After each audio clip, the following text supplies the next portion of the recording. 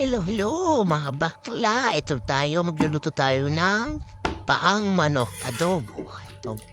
Una pinakulaan ko na yung paa ng manok. Siguro mga 1.5 hour ko siyang pinakuluan. Sobrang labot na yan, guys. Nilagyan ko rin siya ng bay leaf. Yan, sinapchap ko na rin yung mga kailangan pang-isa. Inuna ko yun sa luya, tapos sibuyas.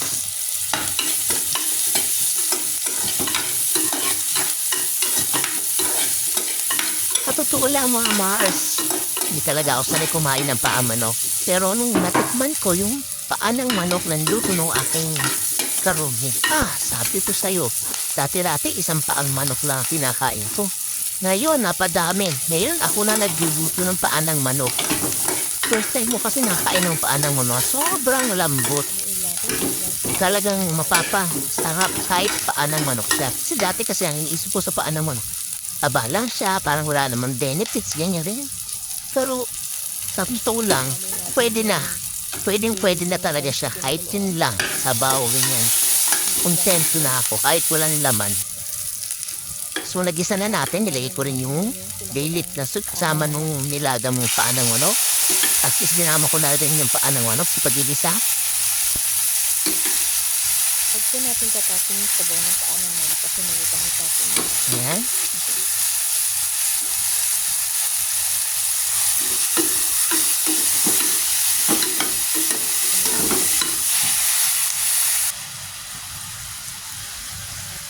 Tapos, lagyan na natin mga pampalasa.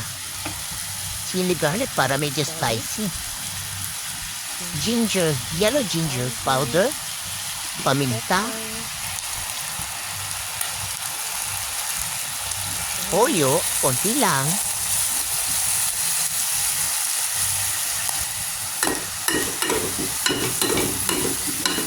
Mekos-mekos lang, mekos-mekos.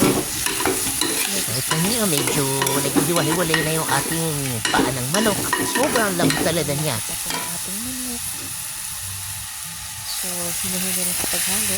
So, Hinalo ko na rin yung pinakuluan ng paa ng manok na sabaw. Tapos nilagyan ko ng dark soy sauce. Nilagyan ko po siya ng Para medyo malasalas Tapos nilagyan ko rin siya ng ginger dark soy sauce. Paglagyan na rin po ako ng garlic flakes. powder at saka garlic tawag dito, crumbs. Yan, haluin lang natin. Wow. Hintayin lang natin medyo magtuyo ng konti. Pero lagyan na rin natin ng supa. Aba, inaantay natin magtuyo siya. Lagyan po natin ng konting patis. Patis para medyo konting lasa. Then, lagyan po ng konting ispo. Maalat naman na yung tuyo pero lagyan po ng konting patis. Para lang Parang kasi may feeling ko may kulang. lasa ng maasim. Masarap to, guys. Sabi ko sa iyo, pag kinain ko to, ubos. Ako lang kakain. Kaya nga pag uwi ko ng Pilipinas, pag niluto ang tatay ko niyan. Kasi paborito yan ng tatay ko tsaka ng kapatid ko. Ngayon alam ko na kung paano magluto ng paa ng manok. Ganun pala yun kasi akala ko gisa-gisa lang tapos yun na yun. Yung pala kailangan pa pala niya palambutin. So, Pakulaan pa natin konti, guys. pakuluan lang natin. Ayan, luto na siya. Okay na. Ready na. Ready na taro. Sarap. Nagigiwalay na siya sa buto niya. Sarap yan. Sarap tos may kanin. Kanin. Thank you guys for watching. enjoy guys. Mwah, mwah. Love you.